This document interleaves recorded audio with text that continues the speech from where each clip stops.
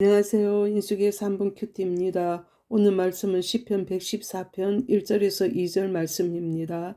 이스라엘이 애굽에서 나오며 야곱의 집이 방은 다른 민족에게서 나올 때에 유다는 여호와의 성소가 되고 이스라엘은 그의 영토가 되었도다. 아멘. 오늘 말씀의 제목은 하나님의 자녀답게 살아가자 이란 말씀입니다. 본시는 선민 이스라엘의 시발점인 출애굽 구원 역사를 회상하면서 찬양하고 있습니다. 하나님은 모세라는 민족의 지도자를 들어서 그들을 불러내어 가나안 땅에 이르게 하셨을 때 그들은 비로소 이스라엘이라는 나라가 되고 또 하나님의 백성이 될 수가 있었습니다. 그럼 왜 하나님이 보잘것없는 노예였던 이스라엘을 구원하셨을까요?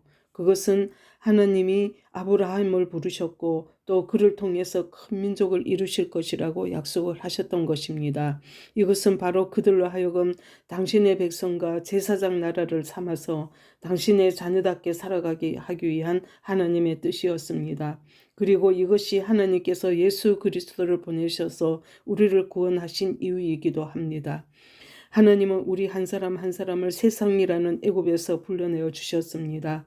주님을 모르고 세상에서 살 때는 이 세상 것이 다인 양 세상 것을 취해 살았습니다.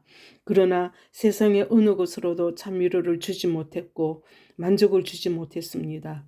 사마리아 여인이 세상의 갈급함을 남편에게 채우려고 5번 결혼하고 이혼하고 6번째 남자와 살면서도 마음의 갈급함을 채우지를 못했습니다. 그때 예수님을 만납니다. 그리고 예수님이 말씀하십니다. 이 물을 먹는 자는 다시 목마르려니와 그렇습니다. 이 물은 세상의 물을 말하고 있습니다. 세상의 물은 아무리 먹어도 채워지지가 않습니다. 그러나 내가 주는 물을 먹는 자는 영원히 목마르지 아니하리니 나의 주는 물은 그 속에서 영생하도록 솟아나는 샘물이 되리라고 하셨습니다. 이와 같이 세상의 물을 마시면 마실수록 목마르지만은 그래서 이리저리 방황하며 헤맸지만은 그러나 하나님이 어느 날 너는 내 것이라 인쳐주시고 하나님의 자녀로 불러주셨습니다. 그러므로 이제는 이 세상의 물이 아니라 하나님이 주는 물을 마시고 하나님이 주는 물을 먹고 세상이 줄 수 없는 그러한 놀라운 은혜를 받게 되는 것입니다. 그리고 이제부터는 하나님의 자녀답게 이 세상을 당당하게 살아가게 되는 것입니다. 베드로는 이에 대해서 베드로전서 2장 9절에 오직 너희는 택하신 족속이요 왕같은 제사장들이라.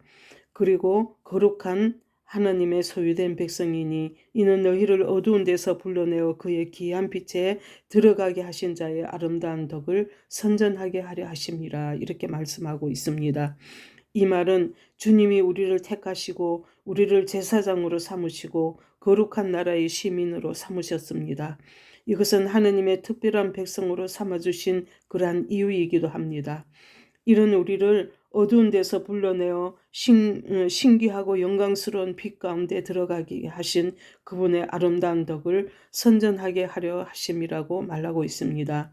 이는 내가 만나고 체험한 하나님 그리고 나를 생명 가운데로 인도하시고 주님의 거룩한 백성이 되게 하신 주님, 이러한 내가 만난 주님을 전하며 하나님의 영광스러운 빛을 나타내게 하기 위한 그러한 하나님의 뜻이 있습니다. 이것이 진정 하나님의 자녀답게 살아가는 그러한 삶의 모습입니다. 감사합니다. 아멘.